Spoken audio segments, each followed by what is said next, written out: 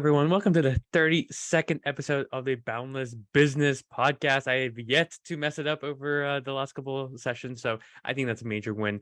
And as always, Nico, Justine, and Larissa. And Justine, what are we even talking about today? What's going on?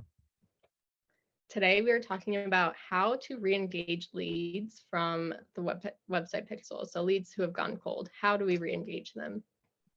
Yeah, and it was interesting because I brought the team this topic because, frankly speaking, it is so important to actually understand like the re-engagement, and that's a part of my marketing strategy that I've always steered away from. I don't know why, maybe some type of mental block.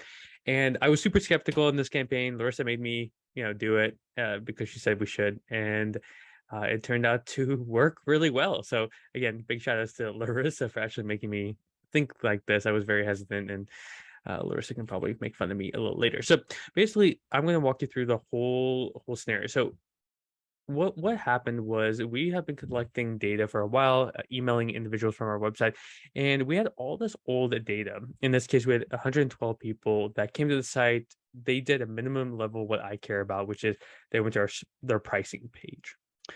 These are older leads, and as we all know, and I talk about this a lot, you have to clean your data. So we took the 112, we actually put it into bulk email checker, and 84 of those have still a valid email based on the data that we have. Again, this is age data, so it's always good to clean it out. And even though we have 13 failed and especially 15 unknown, we could email these, but I just don't want to risk our domain health. So I have 112 people. I only emailed 84. And we're actually going to go through the exact campaign stats and what happened here. So, like I said, these are people who came to our website, came to our pricing page, actually services page in this case, and we wanted to re-engage them. So, what is the overall stats as we can kind of see here? We started this campaign on the 31st, which is probably not the best day to start it, but I was antsy and wanted to do it, so I did it. So, high level numbers as we can see here, we hit this was actually yesterday on the first. Uh, so far, this campaign has sent out 76. This is 2022. So on a Thursday and Friday, Thursdays do really well for our campaigns, but as you can see, 76%, 40 opened, 52% response rate, really, really low for what I like to see. I like to see 70, 80%.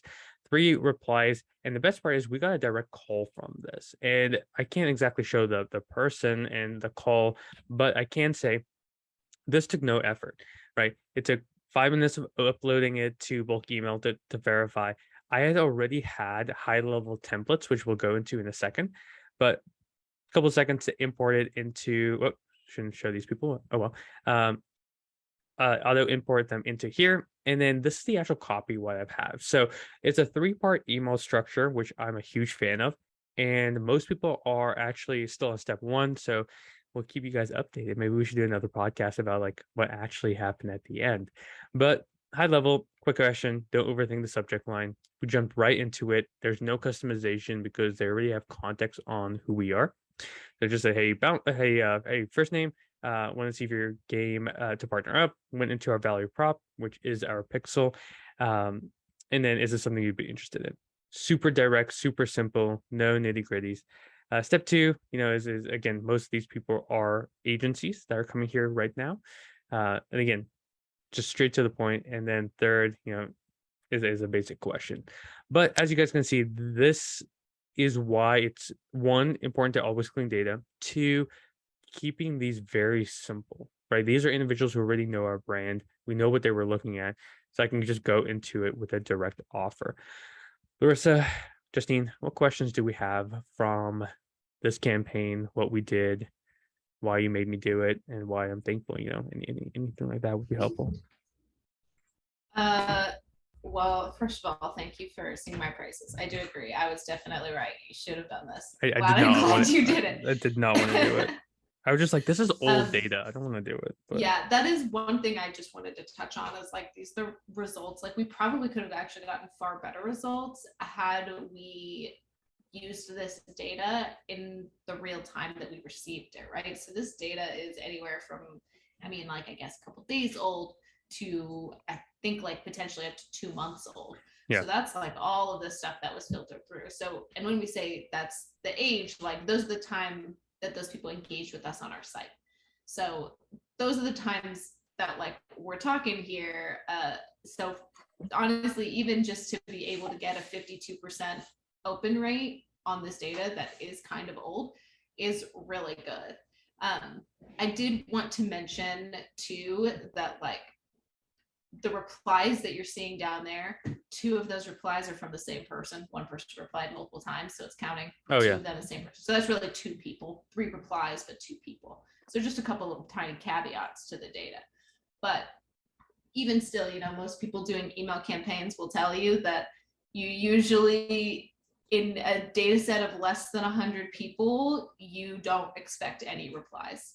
You typically don't even expect a 52% open rate. Like that's still a really high open rate for the industry.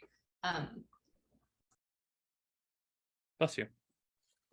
Thank you. Yeah, I muted myself to sneeze for anyone who didn't hear that. Yeah, I had to sneeze. The allergies have been killing me.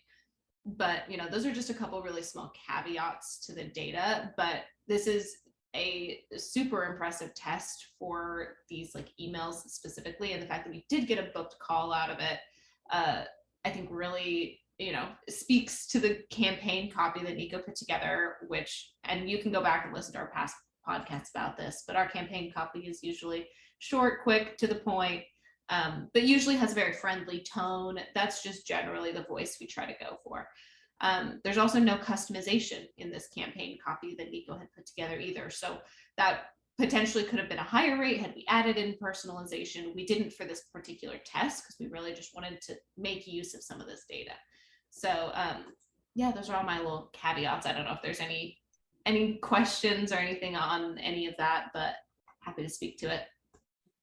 Yeah, I think just kind of following what Larissa was talking about, truth be told, like I quickly put this campaign out there. So absolutely, could we have segmented the population by location? Could I pull that into instantly to do? Yeah, absolutely. So I could have brought that up. I just didn't feel it was necessary. But again, that's a nice part about having data and going down this rabbit hole. I mean, I could even show, if that's valuable, like what a typical campaign looks like, high level stats. I mean, we can compare those, but truth be told, super simple, straight to the point. And the goal here was to reactivate these individuals moving forward. And how can you use this, right?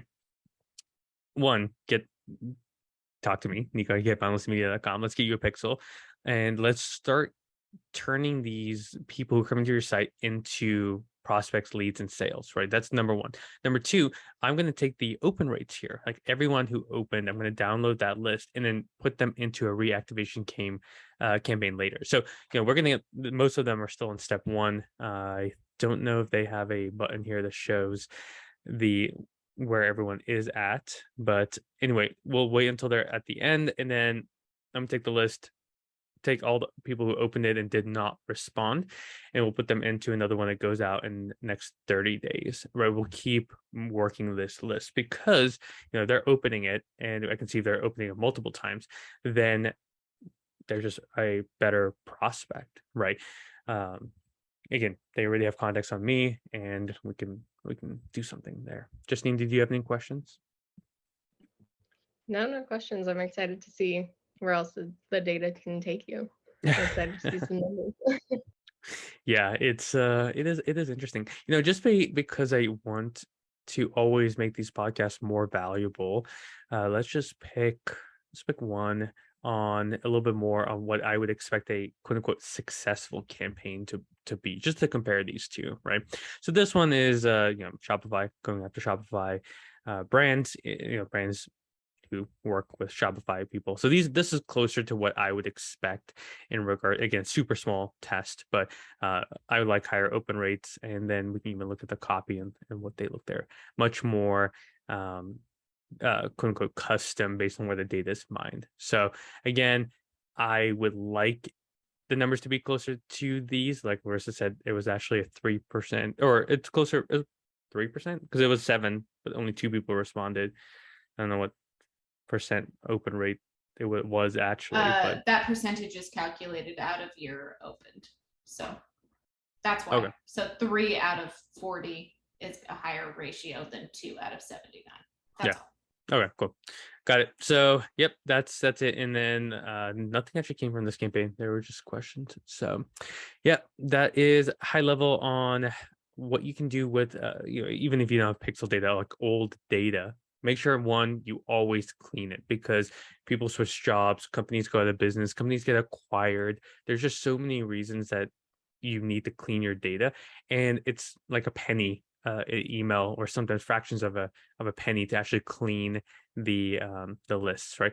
Upload it, get very straight to the point. Again, don't necessarily use my copy there, because your offers are probably a little different, but just keep it super simple, 3 steps. And then you can then take the people who have opened and open them multiple times for a campaign in the future. So hopefully that was helpful. And I need to go update my tweet, because, frankly speaking, the stats look a lot better now. So got to get that ego boost going. But hopefully you guys found value in this. If you have any questions about how to leverage like past data, pixel data, and start turning those into leads, and ultimately what I care about, which is sales, let me know at Nico@boundlessmedia.com. Justine is crushing content at getboundlessmedia.com. Not hashtag, dash blog. YouTube channel has over 700 videos on there, I think. Maybe because we have a lot of shorts in there too, but we have so much content.